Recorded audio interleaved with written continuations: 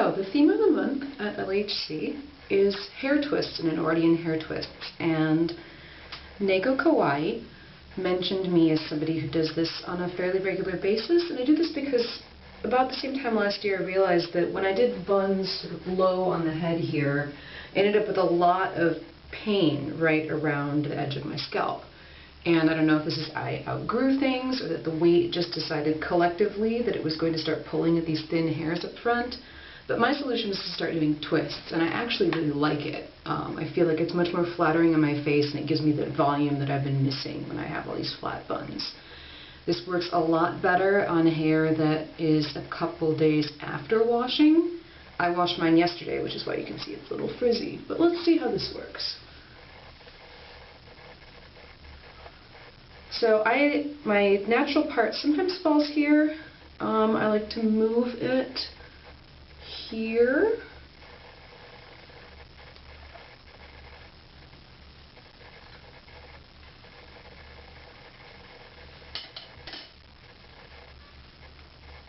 Okay. Once that is done and moved far back enough, I section off this side. And you can see here that this is, a section back to my ear. This is all the hair I have up front. Now I have I have thicker hair. I guess I'm at the bottom end of the 3 eyes classification system. But it's all on the back of my head, and I'll maybe post pictures or show later. Really what this means is that the hair in the front of my head is incredibly thin, and it's actually shorter and more fairy-tailed than the hair in the back, which makes up 90% of the thickness. So, now that I've got my sections out, let me get this out of the way. Sorry. As ever, my cat is making mischief. Get out of there. This guy was chewing on the toilet brush. He's gross. Yeah. Okay.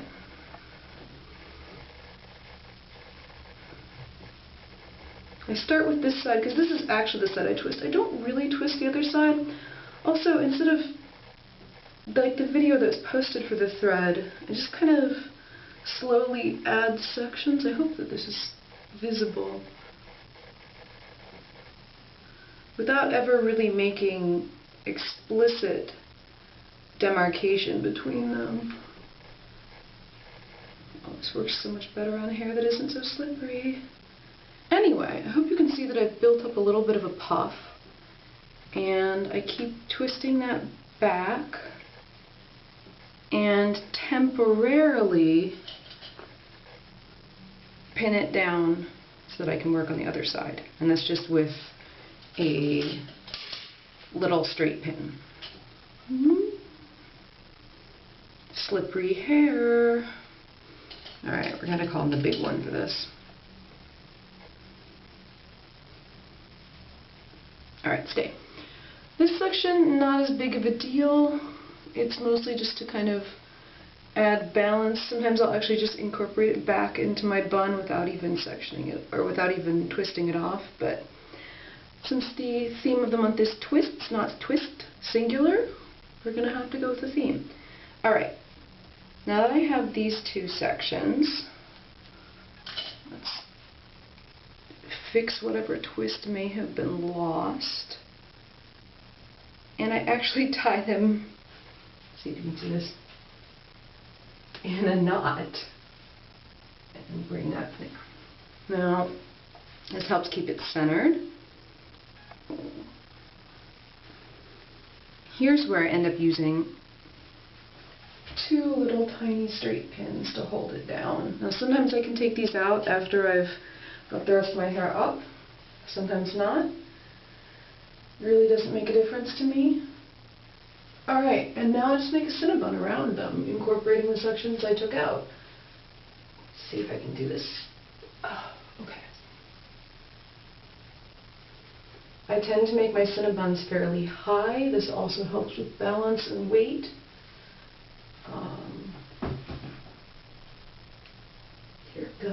cat, what are you doing now?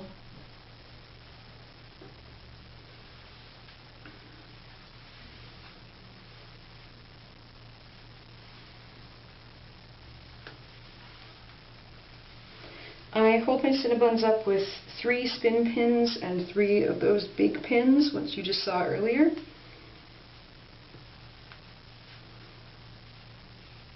Here's where I kind of have to make sure that the twist doesn't go awry, but that's what mirrors are for. Alright, once I've got a base down in my Cinnabon, that's what I use the hair screws or spin pins for.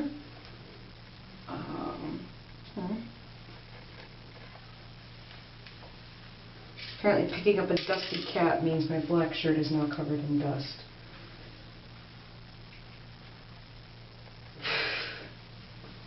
Sorry, he's licking the bottom of one of my boots now out in the entryway. This cat is out of control. Alright, the ends get hidden. The puff is fixed. That gets pulled out a little bit. And now back to these.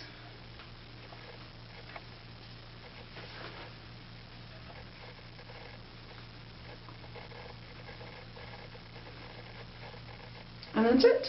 I now have volume at the scalp, helping hide the fact that it's actually fairly thin hair up here, and a bun at the back.